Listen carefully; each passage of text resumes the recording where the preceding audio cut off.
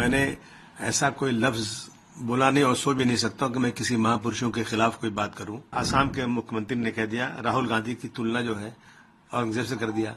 इसके पहले अखिलेश जी की तुलना औरंगजेब से कर दिया। मुझे जो है पूरे सेशन के लिए सस्पेंड कर दिया गया है। मैं समझता हूं ये नाइंसाफी है। प्रशांत कोरटकर और राहुल शोरापुलकर इन्होंने अपमानित किया है।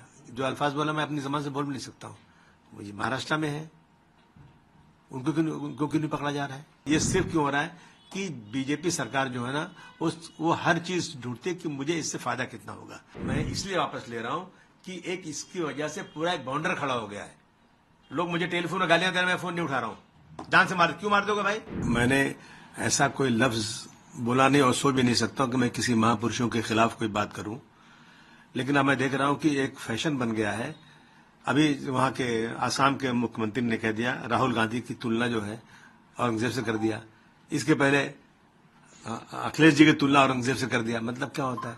तो औरंगजेब के बारे में मुझसे पूछा उन्होंने कि औरंगजेब के बारे में उनका कैरेक्टर क्या। तो मैंने कहा भाई देखो, मैं तो जमाने में पैदा हुआ नहीं था। हमने तो जो हिस्टोरियन ने जो लिखा, हिस्टोरियन ने वही पढ़ के बोल सकते हैं। तो सतीश चंद्रा जी, अद्वी तुरुस्की, डॉक्टर राजीव दीक्षित, डॉक्टर राम पुनियानी, अवध ओझा, मीना भार्गव, ये सब लोगों के कागजात मेरे पास मौजूद, इसमें रखे हुए सारी चीजें, उनके स्टेटमेंट्स हैं। जो स्टेटमेंट्स हैं मंदिर के बारे में, जो डेवलपमेंट के बारे में, मैंने वही बोल दिया कि भारतवर्ष का उसका जीडीपी बहुत अच्छा था और जो है उन्होंने मंदिरों को दान भी दिया है। जो लिखा है इसमें, ऐसा नहीं मेरी मर्जी से, इसी तरह की स्टेटमेंट मैंने दिया और चला गया मैं। अब इससे एक बात है कि आपने महापुरुषों को अपमानित किया। इसमें अपमान कहाँ हुआ कि मैंने कैसे अपमान किया? मैं कभी जिंदगी में महापुरुषों का अपमान कर ही नहीं सकता हूं। मैं खुद ही हूं, असेंबली में कई बार मैंने खड़े होकर बोला है कि साहब जो लोग भी किसी महापुरुष का अपमान करते हैं उनको छोटा मोटा नहीं 10 साल की सजा होना चाहिए, क्योंकि फैशन बन चुका है ये अपमान करने का। तो मैंने कहा किया। अब उसके ऊपर मुझे जो है पूरे सेशन के लिए सस्पेंड कर दिया गया है। मैं समझता हूं ये नाइंसाफी है। सर, आपने 2 लोगों का नाम भी लिया जिन्होंने छत्रपति शिवाजी महाराज के बारे में बोला और देखिए प्रशांत कोरटकर और राहुल शोरापुलकर इन्होंने अपमानित किया है। जो अल्फाज बोला मैं अपनी जबान से बोल भी नहीं सकता हूं। मुझे महाराष्ट्र में है, उनको क्यों नहीं पकड़ा जा रहा है? मैंने तो जो चीजें बोला है वो ऑन रिकॉर्ड बोला है जो है। और अगर मैंने जो बोला है वो गलत है तो जिन लोगों ने लिखा है, जो आजकल भाषण करते फिरते हैं, उनसे क्या कार्रवाई हुई? उनसे आपने पूछा क्या कि आप कैसे गलत बातें बोल रहे हैं? जो सही बातें, अगर कोई गलत बात बोल रहा है तो उस पर रुकवा डालिए, उस पर केस फाइल कीजिए आप। मैंने उनकी जो हिस्टोरियन उनकी कही हुई बातों को दोहराया तो मेरे ऊपर कैसे केस हो सकता है?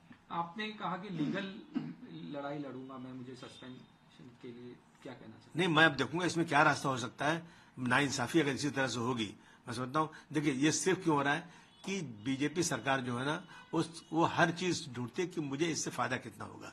कानून सही क्या है? कुछ नहीं, हर चीज ले जाते हैं कि ये ऐसे इशू लाओ जिससे हमको फायदा हो जाए। पोलराइज करने की बात है, लेकिन सच्चाई पे चलना चाहिए। जो हिस्ट्री सही है, जो देश की जो सच्चाई है वो सामने अगर कोई बोलता है तो इस तरह से उसके साथ जुल्म जाती तो नहीं होना चाहिए। आपके समर्थन में अखिलेश यादव ने भी ट्वीट किया कि किस तरह से क्या कहना चाहिए? नहीं, बहुत सारे लोगों ने मेरे समर्थन में बात किया है कि जो सही बातें हैं, सही बात तो समर्थन सबको करनी चाहिए। आपने सफाई दी कि जो औरंगजेब हैं वो क्रूर शासक नहीं थे, वो मेरा स्टेटमेंट में वापस मैंने जो कहा था ना, मैं इसलिए वापस ले रहा हूं कि एक इसकी वजह से पूरा एक बाउंडर खड़ा हो गया है। लोग मुझे टेलीफोन में गालियां दे रहे हैं, मैं फोन नहीं उठा रहा हूं। जान से क्यों मार दोगे भाई? और अभी स्पीकर साहब ने मुझे सस्पेंड कर दिया। तो इन चीजों को लेकर के असेंबली चले, एक छोटी सी बात के ऊपर, एक छोटे से स्टेटमेंट के ऊपर जबरदस्ती का आप जो है बाउंडर खड़ा करोगे। इसलिए मैंने कहा कि मैं अपनी सारी बात वापस लेता हूं भाई, स्टेटमेंट वापस लेता हूं। असेंबली चलना चाहिए। हमारे पास बहुत सारे इश्यूज है अपने एरिया के।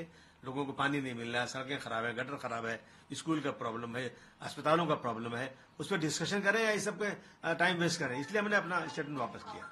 सर, एक आखिरी सवाल। MIM की तरफ से बयान आया कि समाजवादी पार्टी बी टीम है बीजेपी, और आपको लेके भी कहा कि उनके फेवर में बोलते हैं क्या? तो मतलब इसका मतलब हम काम करना छोड़ दें, हम असेंबली जाना ही बंद कर दें, ये काम ही बंद कर दें अगर इस तरह के इल्जाम लगाएंगे लोग?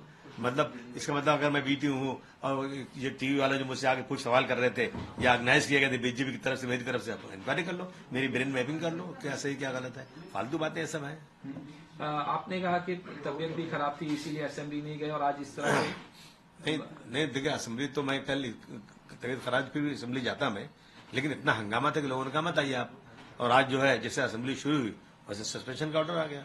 आपको धमकी दी जा रही है, केस भी हो गया आपके ऊपर। हाँ, दो केसेस भी हो गए। किस लिए केस हो गया? गलती क्या मेरी है?